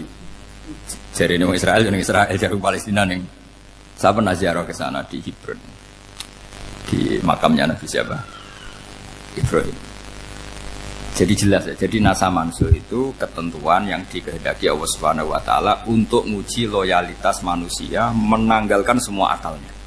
Makanya saya mohon sekali siapapun yang ngaji saya dimanapun, sekali-kali manusia itu harus menanggalkan akalnya. Sekali Anda pakai akal, maka Anda akan ingkar dengan nasa mansur. Nasa mansur itu hukum yang direvisi, yang dibatalkan. Makanya orang Yahudi lagi-lagi pinternya orang Yahudi. Merovokasi orang-orang yang Islamnya belum kuat, diprovokasi gini. Ungzuru ila Muhammadin tahayyara fi din yukhillu yawman wa yuharrimu ukhra. Lihat itu Muhammad, dia kebingungan cara beragama. Kadang bilang A, besok bilang B. Jadi nasa mansur dianggap satu bentuk kebingungan. Gak kurang ajar tapi. Wah, akhirnya sebagian orang yang murtad. Makanya nasa mansur itu satu peristiwa yang menjadikan banyak orang murtad. Karena diprovokasi orang Yahudi bahwa itu bentuk kebingungan Muhammad. Akhirnya terus saya qulu sufaha minan nasi ma wallahum al-qiblati mulati kanu alaiha. Nah, kelirunya orang Yahudi adalah ternyata nasah mansur yang dipilih Rasulullah itu semuanya ada di Taurat dan Injil. Termasuk di Taurat dan Injil disifati dan Nabi yusolli ilal qiblatain, bahwa Nabi ini akan bersolat dengan dua kiblat. Makanya tetap ditantang. Qul fa'tu bit-taurati fatluha in kuntum shadiqin. Kalau kamu tidak percaya bahwa saya ini orisinil, ayo bareng-bareng mengkaji Taurat. Tapi mereka tidak siap mengkaji Taurat. Karena Taurat semuanya mendukung Rasulullah Muhammad SAW. Fatluha in kuntum shadiqin. Makanya ini penting sekali ngaji. Jadi perdebatan itu macam-macam. Dan itu pinternya orang Yahudi. Ungzuru ila Muhammadin tahayyara fi dini yukhillu yawman wa yuharrimu ukhra. Ini penting sekali. Makanya nasa mansur itu uji loyalitas. Itu Imam Malik kalau mencontohkan ke Imam Syafi'i. Saya berisikan contoh fikih. Ini saya melanggar waktu. Ini sudah berapa? Saya yang tidak mengesahkan diri saya. Ya misalnya ini ya, ini kertas saya bawa ya, ini kertas saya bawa. Terus ini tak kasih uang misalnya, uang 100.000. Atau kalau contoh Imam Syafi'i dulu dididik Imam Malik begini. Ya Syafi'i, kalau kamu punya 2 budak, 2 pembantu, kalau dulu kan masih ada budak, 2 pembantu lah kira-kira. Seneng mana, yang cerdas sama yang goblok? Seneng yang cerdas. Kalau yang nurut sama yang bantahan, seneng yang nurut. Lah yang nurut itu yang goblok. Makanya tinggal dibalik saja. Kamu tak beda ya. Seneng mana punya istri yang cerdas apa yang goblok? Coba jawab.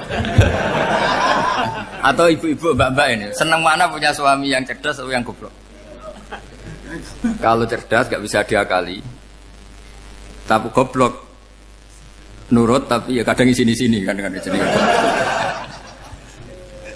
Nah, itu kan antar manusia. Masalahnya kita menghadapi Allah Subhanahu wa taala yang semua kita pasti bodoh. Kita menghadapi Allah Subhanahu wa taala yang semuanya kita pasti bodoh. Allah jelas ngendikan wa kanal insanu dzaluman jahula, manusia itu banyak dolimnya. Dolim itu sifat mubalaghah. Kalau orang dolim sekali dolim, kalau sering zalum, kalau jahil biasa jahil, kalau banget jahili jahul. Bahasa Arab kan gitu memang. Ghafir, pengampun biasa. Kalau ghafur selalu mengampuni. Syakir, makanya sifatnya Allah Ta'ala ikut wazan fa'ul semua. Ghafur, syakur. Atau diikutkan wazan fa'al. Kalau goblok biasa jahil, goblok banget jahal kan itu. Kafir biasa kafir, kalau kafir banget kafar. Ya, jadi wazan balaghah itu bisa fa'al, bisa fa'ul ya. Kafirin, kafar atau kafur. Paham ya? Malah ngaji nahwu. Ya tapi ini memang perangkatnya ya. Ini kan perang mau tidak mau. Makanya misalnya Allah tidak suka kulla kafarin banget kafir ya, Pak. Paham ya? Kulla khawanin banget khianate. Kalau khain khianat biasa, kalau khawan sering khianat. Lah manusia itu kata Allah apa? Zaluman wis banget dolime, banget bodoh. Itu kalau yang ngarang hikam mencontohkan tuh gini, manusia itu pas bener saja salah, apalagi pas salah. Jadi manusia itu kata Imam yang ngarang hikam itu, man itu kanat mahasinhu masawiyah, fakih fala takunu masawihi masawiyah. Ketika baik saja buruk, apalagi ketika buruk. Coba kalau ada orang dermawan sama teman-temannya, tanyakan istrinya, duit dihambur-hambur, disekno konco ngalono bojo. Mesti gitu. Teman yang sering silaturahim ke teman-temannya, kata temannya baik, senang silaturahim, tanyakan istrinya, oh meninggali wong. Jadi manusia pas baik saja ada buruknya, apalagi pas buruk. Makanya dulu bapak saya ngajarin saya istiqomah ya apik ya, tapi kadang-kadang nak keterusan itu ora istiqomah ngangkangi orang dia tidak punya kesempatan. Misalnya ada imam masjid ngimami terus sampai tua sampai mau mati, itu istiqomah apa tidak memberi peluang yang lain? Tidak jawab saja. Jadi itu manusia. Jadi pas baik saja buruk, apalagi pas buruk. Kayak saya gini di sini ngajar baik, tapi saya ada tidak sopannya harus di atas. Padahal banyak orang sepuh, ada Pak On, ada beberapa yang kan terpaksa nggak sopan. Tapi sama yang nyuruh, berarti sama yang dosa.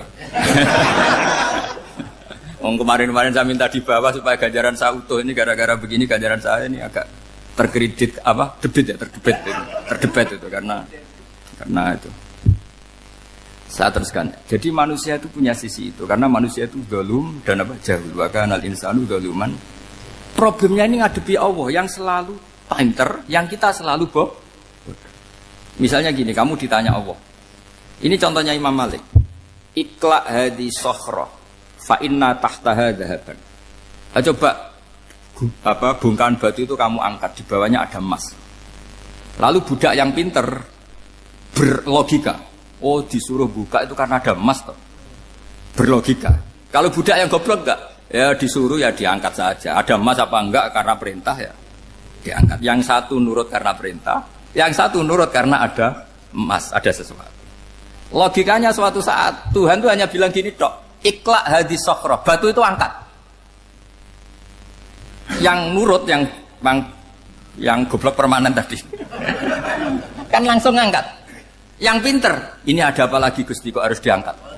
Ya gak ada apa-apa, nyuruh saja kata Allah gitu. Oh ada bisa, sesuatu harus ada alasannya. Itu kira-kira mangkel loh agak. Oh mangkel. Nah, logikanya manusia seperti itu. Makanya dua murid pinter, di rakyat pinter, presiden ya susah mesti demo. Goblok ya susah sini uang. Ini kan nggak ada pilihan. Memang manusia itu nggak ada pilihan. Nah sekarang masalahnya gini di fikih ini, saya kembali lagi ke fikih. Pertanyaannya secara fikih begini. Misalnya iddah. Iddah itu seorang perempuan ditinggal mati suaminya atau ditinggal atau cerai. Itu kan ada namanya apa? Iddah. Iddah itu memastikan apa tujuannya? Memastikan rahim itu steril dari mani atau sperma zaut awal. Supaya nanti kalau dinikah orang lain tidak terjadi ikhtilatul nasab. Oke, berarti iddah kita beri argumentasi secara ilmiah li baro'atir rohmi. Jadi misalnya Zaid menceraikan istrinya Sri dalam keadaan masih bisa haid. Iddahnya 3 kali masa suci. Wal mutallaqatu yatarabbasna bi anfusina salasata quru. Lalu karena secara teori medis kalau haid berarti bukti tidak hamil. Apalagi kalau haidnya terulang-ulang sampai 3 kali pasti tidak hamil. Jika kalau nanti dinikahi orang lain pasti kalau ada anak ya anaknya zaud sani atau zaud kedua. Berarti alasan iddah li baro'atir rohmi. Oke, kita sok pinter, sok bijak. Pertanyaannya adalah, sekarang sudah baru 1 bulan, suaminya di Malaysia, nggak pernah ngumpuli. Dicek di medis juga berbukti tidak hamil. Apakah boleh tanpa iddah? Semua ulama mengatakan tidak boleh. Tapi ini kan rahimnya jelas bersih. Ya karena iddah itu nuruti perintah pangeran, pokoknya tetap iddah. 3 kali masa suci. 3 kali masa suci atau masa haid. Itu ada perdebatan ulama. Tapi kan ini terbukti bersih, Gus. Meskipun terbukti bersih, kata Allah harus iddah 3 bulan atau berapa? Kira-kira 3 bulan, 4 bulan ya tetap harus iddah. Kowe milih mana? Sok pinter. Gusti, berhubung ini. Pangeran mbok terangno gitu. Berhubung. Jadi Tuhan apa mbok wari? Berhubung Gusti. Ini jelas steril dari sperma zaut awal. Enggak usah iddah Gusti. Sama aja kamu disuruh majikan kamu ikhla hadis safra, berhubung nggak ada apa-apa, nggak usah ya. Kira-kira mangkel nonda budak yang seperti itu. Mangkel. Maka dibutuhkan kebodohan dalam beragama. Betul itu memang. Makanya Nabi itu unik, pernah bilang itu gini, aksaru ahlil jannah al-bulu, aki-aki penduduk swarga itu al-bulu, wong goblok-goblok. Maksudnya goblok yang jenis ini, bukan goblok betulan maksudnya. Maksudnya goblok jenis ini itu ya tetap pinter, tapi pinternya dibuang, pura-pura goblok demi sami'na. Jadi saya misalnya kok pinter dan goblok tadi sekaligus, pinter dan goblok. Ya bah, ikhla hadis sokhra fa inna tahta hadapan. Tak angkat karena saya tahu di bawah ada emas. Tapi di hati saya sajane ya mergo perintah. Suatu saat kok disuruh Allah ikhla hadis sokhra, perintah ya tak angkat. Ya sudah. Jadi ya pinter ya goblok. Saya tahu namanya perintahnya Allah pasti ada hikmahnya. Hikmahnya iddah adalah li baro'atir rohmi. Tapi hikmahnya jadi kawula adalah nurut perintah Allah, cek tahu alasannya maupun tidak. Lah di sini ada illatul hukmi untuk membangun kecerdasan, tapi ada loyalitas untuk membangun ubudi. Ya, bahwa kita ini kawula roh tetap loyal. Makanya tadi pagi saya cerita Sayyidina Umar. Sayyidina Umar kayak apa cerdasnya? Tapi tetap ubudi ya. Yaitu Rasulullah SAW sering dibully orang kafir. Muhammad itu gaya-gaya nantok. Wong ora oleh nyembah berhala, ora oleh nyembah watu, jebule ini nyembah Hajar Aswad. Karena dilihat dari jauh kan tetap nyium Hajar Aswad. Coba kalau kamu lihat dari jauh, kamu sujud dari jauh kan kayak sujud sama batu. Makanya Sayyidina Umar karena orang kafir masih cara berpikir gitu, tiap nyium Hajar Aswad itu komentar gedumel. Alim tu annaka hajarun la tadurru wa la tanfa. Walau la anni ra'aitu Rasulullah qabbalaka ma qabbal. Aku roh nak ke watu, ya ramandoroti ramanfaati. Kalau saja saya tidak melihat Nabi nyium kamu, saya tidak sudi nyium kamu. Jadi tidak berdoa, doa mustajab itu tidak berutuh. Karena apa? Umar tahu ini masalah secara tauhid. Kalau saya doa di depan Hajar Aswad nanti dikira syirik. Karena berdoa di depan batu. Tapi kalau saya tidak nyium, nyulayani sunnah Rasul, yaitu nyium Hajar, wis tengah-tengah, nyium sambil gerutu. Itu sudah kompromi. Ya nyium tapi gerutu.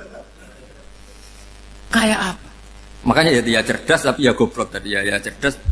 Itu uniknya Rasulullah. Jadi muji orang pintar ya sudah langit. Tapi Nabi pernah dalam satu hadis mengatakan aksaru ahlil jannah al-bulbu. Aki-aki penduduk swarga itu orang bodoh. Artinya orang bodoh itu bukan bodoh betulan. Dia meninggalkan akalnya demi loyalitas ubudiyah. Nah, untuk menutup sesi ini terakhir betul tak tutup setelah ini selesai. Untuk menutup itu bukti begini, perang Badar itu perang yang nggak mungkin dimenangkan umat Islam karena orang kafir itu 1000 dengan pasukan full dengan peralatan perang full. Rasulullah itu tahun kedua Hijriah itu pasukannya hanya 313. Itu pun pedang itu untuk orang 5 itu hanya ada pedang 1. Jadi kalau mau dibaca orang sih, kamu nilai pedangnya aku. Itu kan nggak kebayang perang dalam keadaan seperti itu. Jadi mesti kalah, orang kok mungkin kalah mesti. Tapi Nabi tetap bilang, saya ini disuruh Allah perang, ya harus berangkat. Yaitu perang Badar. Kata para sahabat, ya Rasulullah ini nggak masuk akal, sudah nggak usah perang, ini nggak masuk akal, mau setor nyawa. Sudah gitu dadaan, nggak ada persiapan. Lucunya apa? Sahabat itu ketika Nabi tetap berangkat. La akhrujanna walau waqti. Nabi menginginkan saya tetap berangkat meskipun sendi. Setelah Nabi berangkat sekian meter, tuh sahabat ikut semua. Kata Nabi, lah kamu kok ikut? Ya ikut saja. Kata kamu mesti kalah. Ya anggap saja setor nyawa. Demi loyalitas pada jenengan. Itu makanya nggak ada periode sebaik periode sahabat. Tapi yang gerutunya jalan. Karena gerutu ini bawaan ilmiah. Makanya kita loyal sama presiden. Tapi yang nggak cocok ya gerutunya jalan. Tapi bawaan mencintai Indonesia tetap jaga stabilitas. Itu bawaan cinta Indonesia, bukan cinta pejabatnya kadang.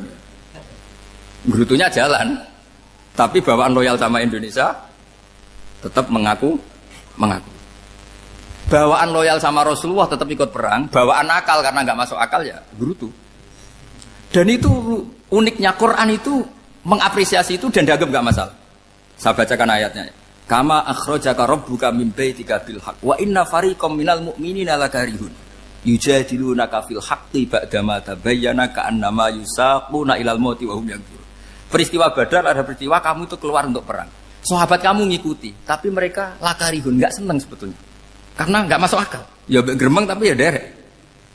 Yujadilunaka fil haqq, mereka mendebat kamu dalam kebenaran. Jadi ya Rasulullah wong perang karuan kalau jenengan lakoni alasane nopo? Lah kok melok? Ya saya harus ikut jenengan Nabi.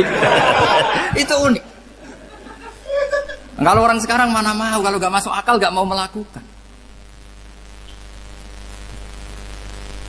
Coba misalnya istri kamu belajarnya dikurangi. Anggap saja petualangan latihan hidup di masa lalu. Gak mau. Padahal petualangan itu hal yang indah. Petualangan itu kan hal yang indah. Kan gak mau. Oh ngirit aja alasan. Tapi lucunya kalau dijak camping bermiskin-miskin di hutan mau. Karena karpe dewe, tapi tak suami yang ngongkon. Ayolah seminggu ini kita model miskin, anggap saja petualangan masa lalu. Enggak mau. Karena pinter, apa? Coba kalau bodoh. Ya ngono ya apa-apa Mas. Tapi resiko anak bodoh pas kamu sakit ya dibiarin. Karena dia melihat sakit kan biasa, namanya manusia. Makanya ini pilihannya susah, hidup itu masih susah makanya ini. Jadi uniknya Quran gitu. Quran itu membolehkan psikologi manusia. Makanya Allah ngendikan kutiba alaikumul qital wa huwa kurhul lakum. Ya saya tahu kamu tidak suka perang. Allah yang ngakui bahwa kurhul enggak apa-apa. Tapi ketidaksenangan kita harus dilawan demi mengikuti Allah dan misalnya perempuan Allah juga gitu. Wa ashiruhunna bil ma'ruf. Gauli istri kamu muamalah secara baik. Kata Allah fa in karihtumuhunna fasa antakrahu syai'a wa ja'alallahu fi khairan katsira. Mungkin ada watak yang kamu tidak suka, tapi di situ ada kebaikan. Allah ngaku yang namanya suami mesti ada watak yang enggak suka dari istrinya. Juga sebaliknya lebih banyak lagi yang suami istri kamu tidak suka watak kamu. Juga enggak suka hidung kamu, wajah kamu banyak lah yang enggak disuka. Tapi demi kestabilan negara suami istri ini, mereka loyal, justru itu bagus. Maka jagalah ilmu, juga jagalah loyalitas. Itu yang perlu saya utarakan. Jadi makanya agama ini dibangun dua. Satu kecerdasan hikmah, yaitu ya al-hukmu ya duru ma'ilati wujudan wa adalan. Tapi juga ada ubudiyah, bahwa agama ini milik Allah. Maka sami'na wa ata'na. Karena begini logikanya, saya ulang lagi masalah batu. Ikla hadis sokhro fa inna tahta hadaban. Terus saya angkat. Pembantu saya ngangkat. Dia saya gaji atas nama apa? Nurut kan? Atas nama menemukan emas apa atas nama nurut? Nurut, karena emas itu juga penemuan saya, milik saya. Ngangkat batu yang nggak ada emasnya juga atas nama nurut. Jadi rapot yang saya berikan ke pembantu saya itu tentang nurut dan tidak nurut. Saya kan tidak peduli dengan cerdas dan tidak cerdas. Itu kan tidak sesuatu yang menguntungkan saya. Nah Allah juga gitu. Kecerdasan kamu, pinter kamu itu tidak menguntungkan Allah Subhanahu wa Ta'ala. Karena Allah itu tidak butuh pinter kamu, cerdas kamu. Allah hanya butuh mental ubudiyah kamu. Makanya Allah mensifati nabinya hanya subhanalladzi asra bi abdihi, karena status tertinggi manusia adalah sifat Nah, makanya ya Tuhan nafsul mutmainnah irji'i ila rabbiki radhiyatam mardiyah fadkhuli fi ibadi. Berstatuslah sebagai hamba baru wadkhuli jannah. Nah, kalau kamu berstatus hamba ya harus baik, enggak usah kakek bantah. Coba kalau kamu rasional, ya Allah kenapa bikin surga nanti-nanti? Engkau kan bikin sekarang, ngapain repot-repot nanti? Jadi kacau semua agama. Makanya yang perlu didahulukan adalah status ya Tuhan nafsul mutmainnah irji'i ila rabbiki radhiyatam mardiyah fadkhuli fi ibadi. Masuklah berstatus sebagai hamba saya. Khasnya hamba tadi ya cerdas karena semua yang diperintahkan Allah pasti ada hikmahnya. Tapi kecerdasan ini kadang kita tinggalkan demi loyalitas ubudiyah. Terus ngoten mawon kula ngapunten ingkang kathah mugi-mugi niki barokah. Wassalamualaikum warahmatullahi wabarakatuh.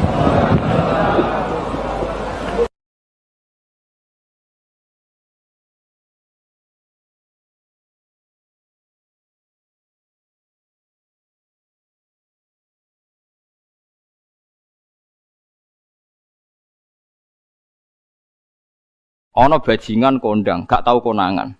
Atau koruptor paling gampang. Koruptor urung ketangkep KPK. Terus dicolong. Iku sing njupuk barang ning omahe terus darani maling. Padahal luwih maling koruptore. Dieling-eling nggih kula baleni malih iki pentinge ngaji ya. Dadi aja geman iktimat mbek barang sing ora wujud.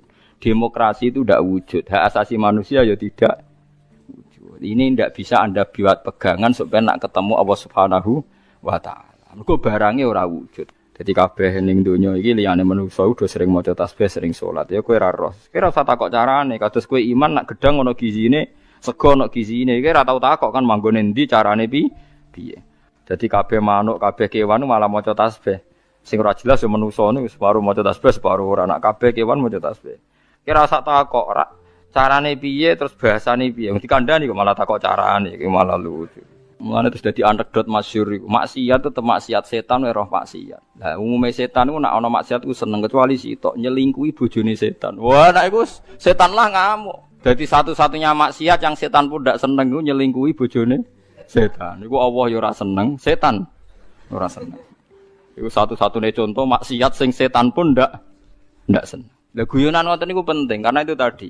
Hukum itu kalau nuruti pandangan manusia dawuh Imam Syafi'i iku ruwet. Mergo al-qaulu qaulu sahibil ya. Angger sing nyekel sawangane sing duwe. Dadi kados koruptor sing donyane akeh, duwe alpat macam-macam itu nek ana sing nyolong sepeda montore sawangane ya salah. Padahal ini dhewe hasil colong. Nah, tapi ke bener nyolong ya keliru, nyolong kok bener. Ya wis ngono agama wis ngoten niku. Lah mulane walillahi mulkus samawati wal ardh. Assalamualaikum warahmatullahi wabarakatuh. Bismillahirrahmanirrahim. Nahmaduka ya ghafuru ya syakuru. Mashalli wa sallim barik ala sayyidina maulana Muhammadin wa ala alihi wa sahbihi asma'in nama ba'du. Pun kula terangno kados adate ulama-ulama riyin nggih. Dados pertama jenengan iman nek Allah niku wajibil wujud. Eling-eling nggih. Awal kita iman Allah wajib napa? Wujud. Dadi fawwau maujudun qadimun napa? Bagi mukhalifun lil khalqi bil itlaqi. Dadi intine iman itu harus pada sesuatu sing wujud. Asy'. Lah wujud sing paling awal iku Allah Subhanahu wa taala. Terus liyane niku mboten wujud. Niki kula gadah cerita sithik niki kula haru tenan roh cerita niki. Ada seorang demokrat sejati. Orang yang sangat-sangat membela demokrasi itu akhirnya dia masuk Islam. Ketika masuk Islam itu alasannya sederhana. Demokrasi itu ndak sayun maujud, ndak sesuatu sing wujud. Kok tak bela-belani nganti mati ku lha opo? Sebenarnya aku nak ning akhirat iku mahwa demokrasi. Dadi dekne tobat akhire. Engko aku nak mati demi demokrasi. Terus demokrasi dhewe enggak sesuatu sing wujud. Apa iso nyafaati aku? Nah, ini yang konco-konco mahasiswa atau LSM atau siapa saja harus mulai mikir. Jadi banyak kita itu ngimani sesuatu, sesuatu itu tidak wujud. Tapi demokrasi itu makhluknya piye rupane. Nah, Nabi Muhammad jelas orangnya ada, figur yang ada. Jadi bisa memperjuangkan kita nanti di akhirat. Kiai jek ono, masih ono sing darani syirik lah, nak percaya kiai tetep wonge ono. Lah nak demokrasi. Ya sebenarnya akhirat, ya Allah, saya mati ini demi demokrasi, celukan demokrasi. Kon ngajukan apa? syafaat. Lah makanya ngendikane ulama-ulama, kula nerangno model ulama kuno mawon. Iman niku titenane sing bener sitok, iman mbek sesuatu sing wujud. Demokrasi itu tidak wujud. Ijtima' iftirak juga tidak wujud. Jadi keliru misalnya ini kalau nate ngaji filsafat yang Islam sing alim-alim kados Ibnu Arabi kados. Kalau orang Kristen bilang Roh Kudus, Jibril atau Roh Kudus Allah itu bersemayam di Isa. Gara-gara ada istima, terus jadi Tuhan. Istima itu ya ada wujud. Iftirak juga ada wujud. Rungokno tenan nggih. Misalnya ini HP. Ini yang saya pegang tangan kanan apa? HP. Yang saya pegang tangan kiri ini amplop. Pulpen mau gampang. Amplop mari darani dhuwit niku. Repot teng Indonesia nih. Padahal kalau di amplop gue batas kitab. Lha nggih, amplop kula niku tulisane ku naskah. Kula nak sinau teng kitab-kitab aneh niku kula kutip. Kula kutip teng amplop teng kitab. Mboten kados amplop Ruhin. Dadi wis ora sugih tapi amplop isine napa? Dhuwit. Nah kula isine naskah. Ya ini HP ya, di tangan kanan saya namanya apa? HP. Berarti HP maujud. Mun mikir lenton mawon, HP ini maujud. Tangan kiri kula pulpen. Pulpen ini maujud. Ketika bertemu orang menyebut ijtima'. Lalu ijtima' itu wujud enggak? Enggak kan? Ketika saya pisah namanya iftirak. Jadi fal istima' wal iftirak amroni nisbiyan ila wujuda li dzatihim. Jadi jenenge kumpul lebih pisah itu sesuatu yang tidak ada. Sing ana ya HP, nak nempel jenenge kumpul, nak pisah jenenge pisah. Lah bela hak asasi manusia yang ngoten niku, nak bela wong jenenge hak asasi manusia. Nak nginjak wong jenenge nginjak hak asasi manusia. Tapi hak asasi atau demokrasi itu sesuatu yang enggak wujud. Sebenarnya bengok-bengok piye ya demokrasi, saya ini mati demi engkau. Goblok gak misalnya wong mati demi demokrasi.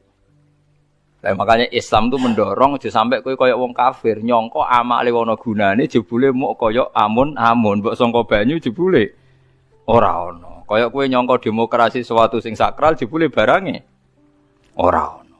Beda bela Nabi Muhammad, bela Imam Ghazali, bela ulama-ulama, piye wae ana wujude. Paham nggih? Nek ana wujude ana kemungkinan ana komunikasi, ana saling tolong menolong. Atok wong mati demi nyari makan, sego ana wujude. Ya iku paling angel ning bab filsafat. Tapi manusia itu seneng ae tertipu mbek kasaro bim biki ati yahsabu dzamanu. Nah, jadi barang ra wujud disangka wujud. Wow, kados amun-amun disangka wujud. Jebule. Ndak wujud. Kula baleni malih iki. Kecuali begini, Anda bela demokrasi karena itu mbok anggap amal soleh yang disahkan Islam. Berarti kan bukan karena demokrasi, karena panduan Islam yang membenarkan ada di antara bentuk. Kalau berarti itu kalau begitu kan Anda dipandu oleh napa? Islam. Misalnya ada orang kecil ditindas majikannya, terus kamu bela orang kecil. Wah ini atas nama demokrasi tidak boleh. Tapi di hati kamu sebetulnya bela Islam, karena Islam menyuruh menolong yang lemah. Yang menolong yang lemah dalam konteks nasional misalnya dibahasakan demokrasi itu boleh. Tapi masalahnya juga nanti mungkin Rasulullah cemburu. Dadi yo sing apik ora jare aku tapi jare demokrasi. Lha iku yo repot meneh. Nah selama ini kasusnya begitu, semua kebaikan seakan-akan sumbernya dari demokrasi, tidak dari nopo Islam. Menolong orang lemah, demokrasi. Membela kaum minoritas, demokrasi. Menegakkan keadilan. Dan aku itu takokno Kanjeng Nabi. Jadi aku ora tau mbok sebut. Resiko lagi kan? Wes saiki semenjak ngaji ini kayak milih ndi? Milih dipandu demokrasi atau milih dipandu Kanjeng Nabi? Tenan wani. Nah, engko nang isen ngarepe wong akeh lho, masalahnya kan kurang gaul misal. Nah, mulane wong kudu mikir, adinu aqlun waladina liman la aqlala. Terus sing wujud iku HP, sing wujud iku pulpen. Nak ditemplekno jenenge kumpul, nak dipisah jenenge bisa. Tapi pisah mbek kumpul barang sing ora wujud. Lah barang ra wujud saiki udah dimani orang mati demi demokrasi. Lalu demokrasi itu apa wujud? Mana ada orang tobat itu perkara ini. Nanti kalau saya di akhirat ditolong demokrasi kan tidak juga. Amalannya pun bener, iman yang kenjenengan be Allah, be Kanjeng Nabi pun bener. Mergi iman be barang sing napa wujud. Lalu kedua, Kalau Anda iman fungsinya makanan atau minuman atau makhluk selain Allah, niku bener wujud, tapi wujud yang berkesudahan. Makanya disalahkan juga sama Allah, wong barang berakhir berkesudahan kok mbok imani. Makanya namung iman be Allah Subhanahu wa taala mergo hayyum bak napa hayyum bak. Makanya Allah ngendikan wa tawakkal 'alal hayyil ladzi la yamut. Kena tawakal ya be zat sing ra iso mati. Karena kena percaya presiden mati. Percaya ya wujud tapi mati. Ya bingung barang presiden. Paham ya? Duit ya ilang. Wis mati sik malah sedurunge wis mati duit wis mati. Sing urip-urip kan kowe. Dadi duit pastine wis apik tengok-tengok wis mati. Paham ya? Lah wong kafir senengane dewa-dewa ana amal